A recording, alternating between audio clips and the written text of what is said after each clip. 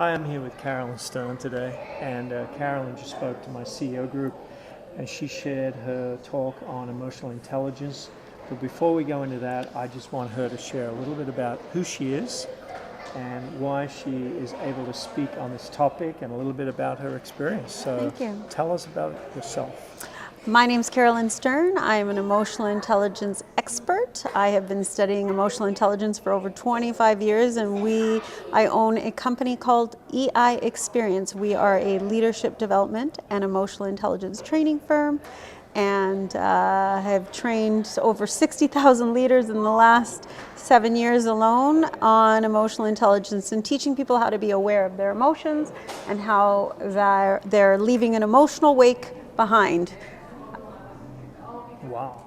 And I can tell you there's a lot to learn about emotional intelligence.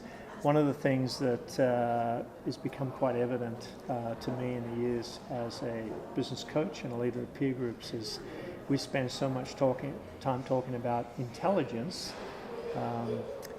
and we don't spend very much time talking about emotional intelligence in the workplace. It's always about what are the issues that we're dealing with, and so many of us are dealing with people issues, but we don't think about how people are showing up and what's actually going on in their lives. So why is this important for us in business today? Because we're measuring performance, and how people feel affects how they perform.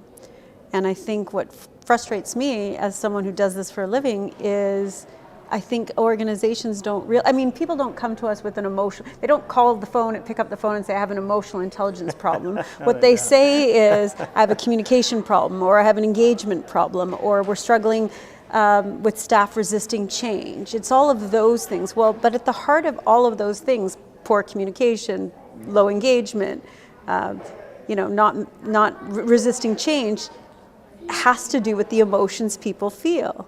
And let's talk about change, for instance. The first emotion, even if it's a positive change in the organization, the first emotion people feel is loss. Loss of their pre-changed reality, loss of the way things used to be, the things that they know. And so if we don't at least meet people where they're at and say, hey, how are you feeling about this change? We're missing the boat. So that's the kind of work we do. It's so critical in today's day and age with multi-generational, and we're now more diverse, dispersed, and digital than ever before. There's potentially 5 generations under one roof. We've got to learn how to communicate effectively with all different types of people. And as you said, people are creatures of emotions. Yeah. We were chatting earlier about how, in school, I don't know about you, but I did like physics, chemistry, mathematics, spent quite a bit of time standing outside the classroom as opposed to inside the classroom, but I don't remember anybody talking about emotional intelligence. Yeah. And so what are your thoughts around the current curriculum and even in your own experience as a prof at Capilano University? Maybe tell us a little bit about the conversation that is or is not happening and what should be happening. Yeah, well, in our education system, we focus way too much on IQ and not nearly enough on EQ, right? We are not teaching kids to cope well with stress. We're not teaching them to have confidence in themselves, to solve emotional problems, to be resilient to change. We're not teaching them to have empathy for others. We're not teaching them any of those skills. What we're teaching them is the 3 R's: reading, writing, and arithmetic. And the challenge is that we need to be teaching these students these because we graduate them and send them to the office. And so it took me 5 years at the university to lobby to get an emotional intelligence in the School of Business, and I'm proud to say that we now have one. But for many years it wasn't academic enough.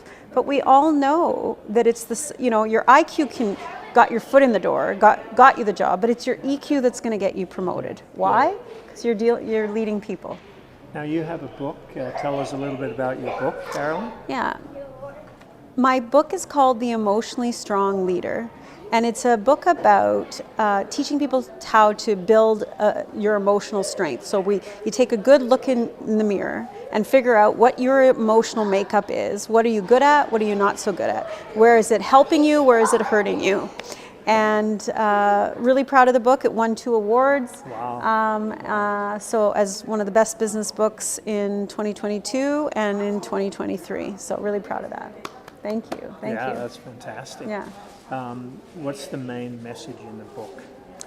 That emotions should not be feared, they should be celebrated. That we have to stop being so afraid of emotions. Feelings aren't good or bad, right or wrong.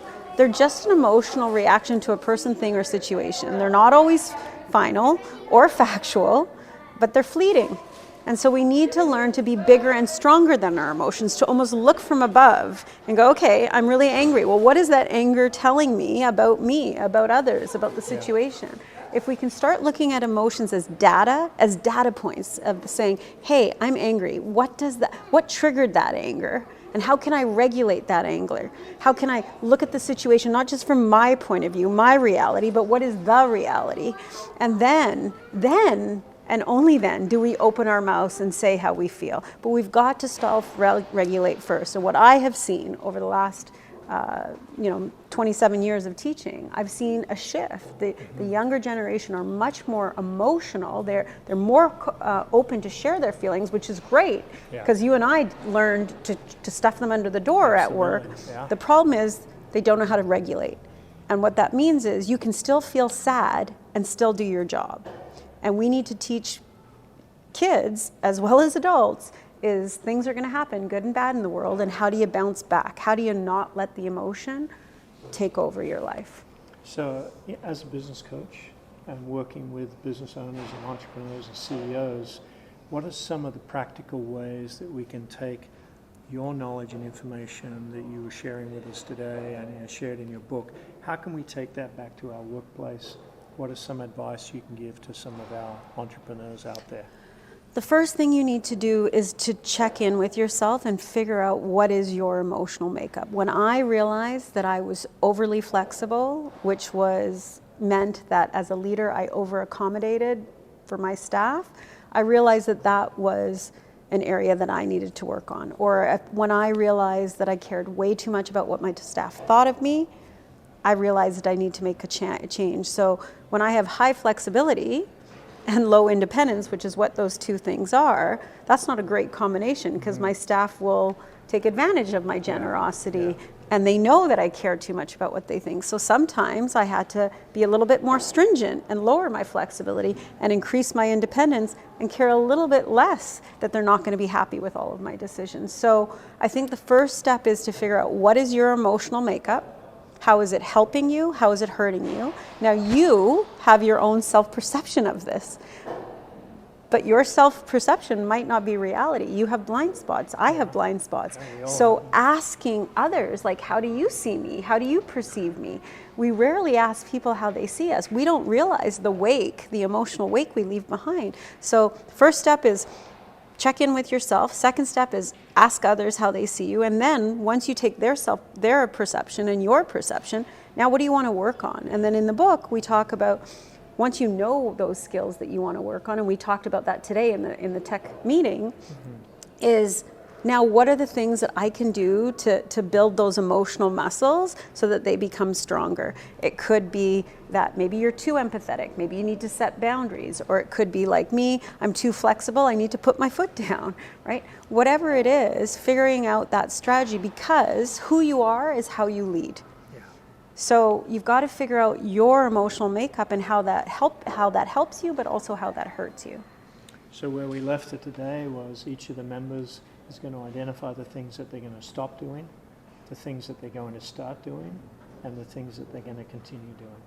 Carolyn Stern, thank you very much. How can we get a hold of you? You can reach me on my website, carolynstern.com, which is my speaking website. I do a lot of keynote speaking and presentations, or you can reach us at EI Experience, which is our leadership development training company, where we do assessments, coaching, private or group, retreats, if you ever need corporate retreats, training programs, and online learning. So lots of things to have, and follow me on socials. Fantastic. Thank you very so much. much. Thank you. Great to have you yeah, today. thanks so much. Okay, Alrighty. take care.